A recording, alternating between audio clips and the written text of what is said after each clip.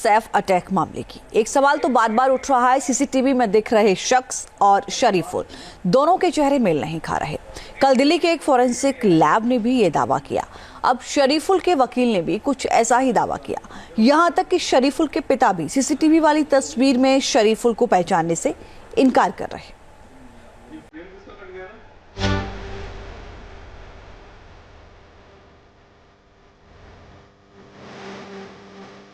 सैफ अली खान के हमलावर पर वो कौन ये कौन वाली नई थ्योरी। होलिया बदल कर दिखाई चालाकी, लेकिन चूक गया शरीफुल।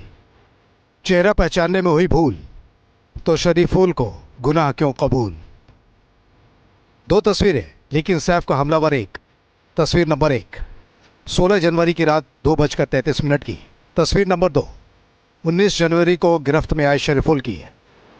हमलावर शरीफुल इस्लाम शहजाद के वकील का दावा है कि सीसीटीवी में दिख रहे शख्स और पुलिस के गिरफ्त में आए शरीफुल इस्लाम शहजाद के चेहरे मेल नहीं खाते, यानी दोनों अलग अलग हैं।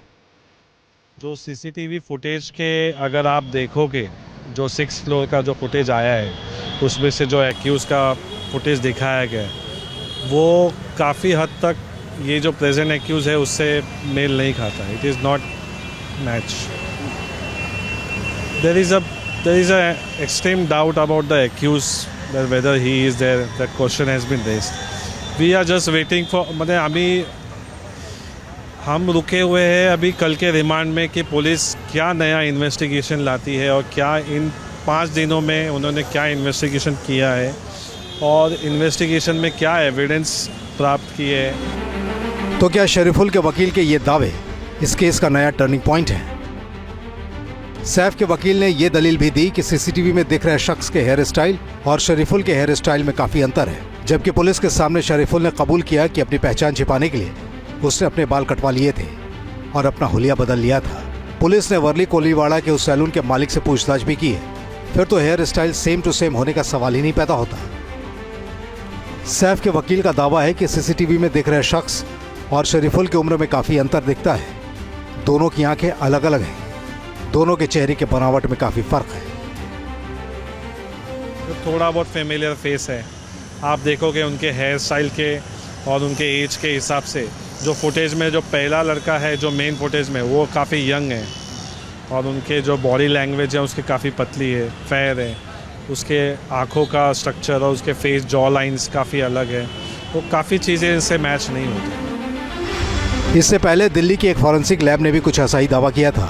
ब्रिलियंट फॉरेंसिक लैब ने दोनों चेहरों का मिलान किया था और इस मिलान के बाद इस नतीजे पर पहुंचे कि सीसीटीवी में दिख रहे शख्स और शरीफुल दोनों ही अलग अलग व्यक्ति हैं। शरीफुल का माथा लंबा और चौड़ा है, सीसीटीवी में देखे हमलावर का माथा छोटा और चौड़ा है। शरीफुल की आंखें बड़ी हैं, सीसीटीवी में देखे हमलावर की आंखें गोल है। शरीफुल के आईब्रो के बीच कम अंतर है, सीसीटीवी में देखे हमलावर के आईब्रो के बीच दूरी ज्यादा है। शरीफुल की नाक चौड़ी है, सीसीटीवी में देखे शख्स की नाक नुकीली है। पुलिस ने जो आरोपी को पकड़ा वो ये भी हो सकता है कि वो जो मेन एक्यूज के साथ कोई को एक्यूज भी हो सकता है, जो हो सकता है किसी दूसरे सीसीटीवी फुटेज में पुलिस को मिला हो, जो हो सकता है वो मेन एक्यूज का वेट कर रहा हो या उसके लिए गाड़ी में बैठा हो या इस तरीके की कोई चीज़ हो सकती है।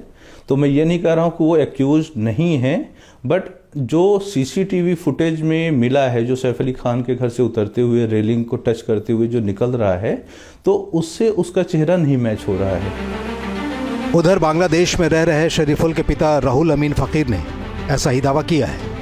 राहुल अमीन का कहना है कि सीसीटीवी में दिख रहा शख्स उनका बेटा शरीफुल नहीं है।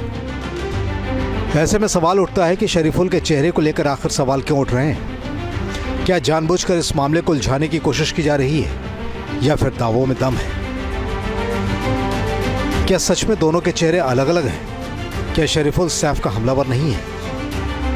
वैसे तो ये दावे प्राथमिक तौर पर हैं, क्योंकि अगर ऐसा होता तो आरोपी शरीफुल ने अब तक इस केस में जो क्लू दिए हैं वो सबूतों के पैरामीटर पर पुलिस के लिए काफी है। क्योंकि शरीफुल ने न सिर्फ अपना गुनाह कबूल किया है, बल्कि उसने 16 तारीख से लेकर 19 तारीख तक का पूरा लेखा जोखा भी पुलिस के सामने रखा है। शरीफुल ने पुलिस को बताया कि सैफ के घर में वो कैसे दाखिल हुआ था, फिर सीढ़ियों के जरिए वो कैसे सैफ के घर के अंदर पहुंचा था, घर के अंदर उसका सामना सबसे पहले किससे हुआ था, सैफ पर उसने किस तरह से हमला किया था, हमले के बाद वो वहां से कैसे भागा था, सैफ के घर से निकलने के बाद वो कहां कहां गया था, पुलिस से बचने के लिए अपना हुलिया कैसे बदला था।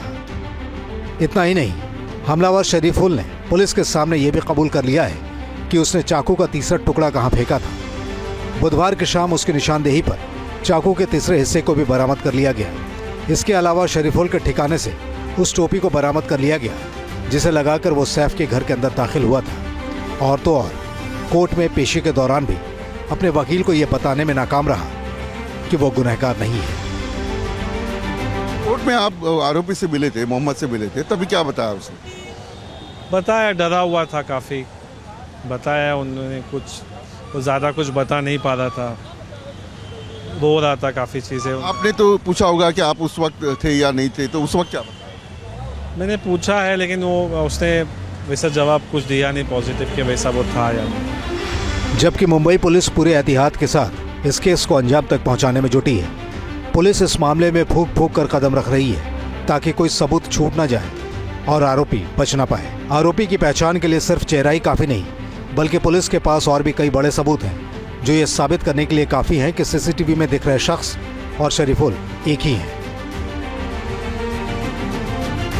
मसलन सैफ के घर से बरामद 19 फिंगरप्रिंट, अलग अलग सीसीटीवी में कैद आरोपी, हमले के लिए इस्तेमाल चाकू के 3 टुकड़े, शरीफुल का सैफ पर हमले का कबूलनामा, शरीफुल का वो बैग जिसे लेकर सैफ के घर पहुंचा था, सैफ अली खान का बयान, सैफ अली की नर्स एलियामा का बयान।